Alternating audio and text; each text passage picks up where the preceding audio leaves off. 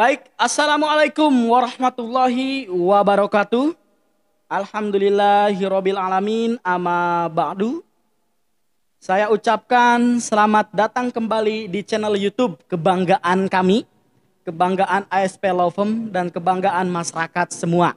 Kenapa saya katakan sebagai kebanggaan kami? Karena memang channel YouTube kami ini berisi edukasi-edukasi hukum untuk masyarakat atau untuk sahabat-sahabat semuanya. Jadi jangan lupa bagi yang baru gabung memberikan subscribe kepada channel kami gratis ya. Kemudian saya juga mengucapkan selamat menjalankan ibadah puasa Ramadan 1443 Hijriah. Apa kabar nih sahabat-sahabat semuanya? Semoga sahabat-sahabat semuanya selalu dalam keadaan sehat ya, bahagia, sukses. Tentunya selalu ada dalam lindungan Allah Subhanahu wa taala ya. Bagi sahabat-sahabat semua yang menonton video ini di malam hari ya, saya ucapkan selamat malam. Kemudian di pagi hari atau di siang hari saya tetap ucapkan selamat malam karena memang kebetulan pengambilan video ini di malam hari. Jadi kebetulan kami tim ASP ini ya baru saja melakukan atau melaksanakan sholat berjamaah tarawih ya. Kemudian setelah selesai kami langsung memberikan edukasi-edukasi hukum kepada masyarakat. Jadi niat kami ini mulia banget. Mudah-mudahan dapat dukungan dari sahabat-sahabat semua atau dari masyarakat semuanya. Ya baik sahabat-sahabat semuanya, dalam video kali ini saya akan memberikan pandangan ya, berbagi wawasan kepada sahabat-sahabat semuanya berkaitan dengan penyertaan dalam tindak pidana. Kenapa saya memberikan materi ini? Karena memang banyak sekali yang nanya ke kita, ya. Jadi ada yang DM ke Instagram kantor kita, ada yang inbox ke YouTube kita. Kemudian kita juga memang ada beberapa grup yang kita buat di Facebook itu. Jadi banyak juga yang suka menanyakan, baik melalui kolom komentar atau lewat DM. Dan termasuk dalam channel-channel YouTube ini.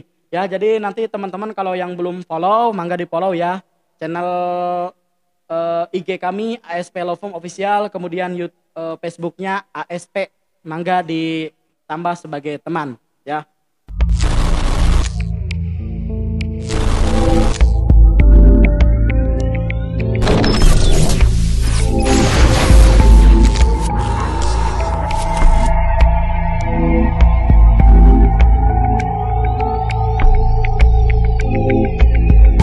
Ya baik sahabat-sahabat semuanya, kita langsung kepada pokok pembahasan kita terkait dengan penyertaan dalam tindak pidana.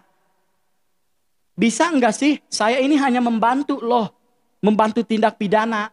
Ada orang yang membunuh, saya cuma diminta nganterin pisaunya doang, tidak ikut melakukan pembunuhan. Ketika memang orang itu sudah terbunuh, saya misalkan ikut membuang orang itu. Bisa enggak saya dikenakan pidana? Kemudian misalkan melakukan pencurian, membantu temannya ikut membongkar, tetapi dia tidak masuk misalkan. Ke dalam yang melakukan pencuriannya itu mengambil barang-barangnya itu hanya temannya. Bisa enggak sih saya bisa dikenakan pasal atau bisa dikenakan pidana? Nah jawabannya ada di pasal 55 Kitab Undang-Undang Hukum Pidana.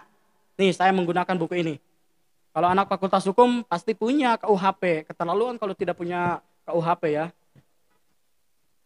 Apa sih bunyi pasal 55 ini? Yang pertama adalah ayat 1. Dipidana sebagai pelaku tindak pidana. Angka 1. Mereka yang melakukan, yang menyuruh melakukan, dan yang turut serta melakukan. Jadi ketika memang ada orang yang ikut serta melakukan, maka dia sudah bisa dijerat dengan hukum pidana. Jangankan kalian ikut membantu, menyuruh saja ya sebagai dalang dalam suatu tindak pidana tersebut, maka dalang itu bisa juga dikenakan hukum pidana. Bukan saja orang yang melakukan tindak pidana ya, tetapi orang yang bisa dikenakan pidana berdasarkan pasal 55 ini adalah yang melakukan, yang menyuruh melakukan, serta yang ikut serta melakukan suatu tindak pidana. Begitu ya. Kemudian angka 2, ayat 1 angka 2 ini berbunyi, mereka yang dengan memberi atau menjanjikan sesuatu dengan menyalahgunakan kekuasaan dan atau martabat, dengan kekerasan, ya, ancaman atau penyesatan, atau dengan memberi kesempatan, sarana atau keterangan, sengaja menganjurkan orang lain supaya melakukan perbuatan. Ayat 2-nya, terhadap penganjur, hanya perbuatan yang sengaja dianjurkan sejarah yang diperhitungkan beserta akibat-akibatnya. Jadi itu adalah jawaban ketika memang ada beberapa pertanyaan yang masuk kepada channel kami ya. Orang yang ikut serta melakukan bisa dipidana? Tidak. Orang yang menyuruh melakukan bisa dipidana? Tidak. Jawabannya bisa dipidana. Dasar hukumnya adalah diatur dalam pasal 55 Kitab Undang-Undang Hukum Pidana. Oke? Kita lanjut kepada pasal 56 ini, dipidana sebagai pembantu kejahatan. Satu, mereka yang sengaja memberi bantuan pada waktu kejahatan dilakukan. Ya, orang yang membantu. Seperti yang tadi saya katakan, ketika memang orang ini, dia memang tidak ikut melakukan pembunuhan, tetapi dia ikut merencanakan. Dia menyiapkan misalkan fasilitasnya. Apa sih fasilitas untuk melakukan pembunuhan ini? Contoh misalkan ada pisau, ya, atau ada benda-benda lain yang bisa digunakan untuk melakukan pembunuhan. Dalam eksekusi, oke, dia ini memang tidak melakukan eksekusi. Ada tim eksekusi atau eksekutornya khusus gitu loh. Tetapi ketika memang eksekusi itu sudah selesai, kemudian dia datang kembali membantu membuang, ya, maka itu bisa dikenakan. Kemudian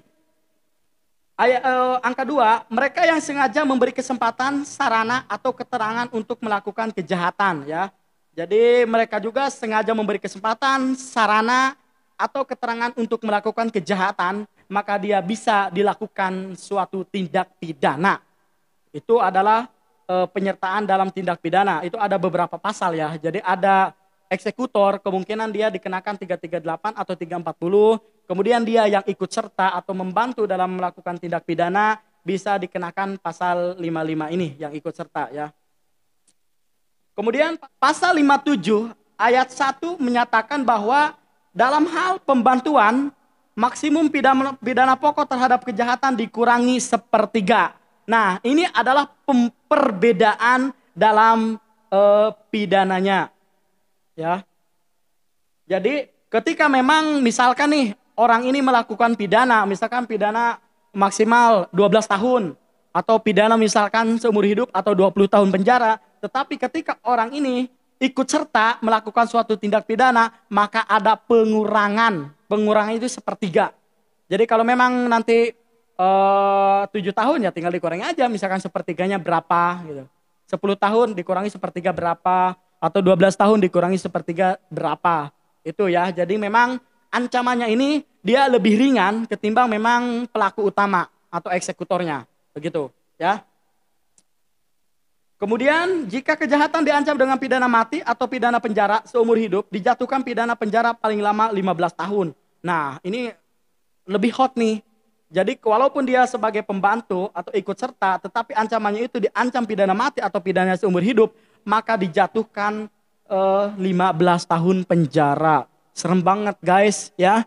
Jadi ketika memang ada orang yang merayu saudara atau merayu sahabat-sahabat semuanya dengan memberikan sejumlah uang untuk membantu melakukan suatu tindak pidana kejahatan, mendingan jangan diambil. Cari aja yang lebih yang lebih nafkah yang lebih baik lah. Jangan hasil-hasil daripada kejahatan ini. Jadi ketika memang kita uangnya dikasih banyak, tapi risikonya juga memang tinggi gitu loh. Tapi mendingan kita cari yang rezeki misalkan yang sedikit tapi halal ya, dimakan untuk kita atau anak istri kita. Itu akan lebih baik gitu. Kemudian ada ayat 3. Pidana tambahan bagi pembantuan sama dengan kejahatannya sendiri. Itu terkait dengan pembantuan ya. Kemudian ayat 4, dalam hal menentukan pidana bagi pembantu yang diperhitungkan hanya perbuatan yang sengaja dipermudah atau diperlancar olehnya beserta akibat-akibatnya. Ya, jadi itulah penyertaan dalam tindak pidana ya. Jadi ketika memang teman-teman ya ditanya oleh tetangganya, ditanya oleh adiknya, penyertaan dalam tindak pidana tenaon. Apa? Kita ikut serta saja melakukan tindak pidana. Bisa enggak dipidana?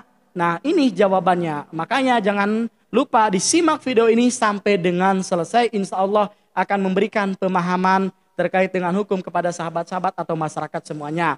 Demikian yang saya bisa sampaikan. Kurang dan lebihnya mohon maaf. Usikum wa nafsi bitakullah. Wassalamualaikum warahmatullahi wabarakatuh.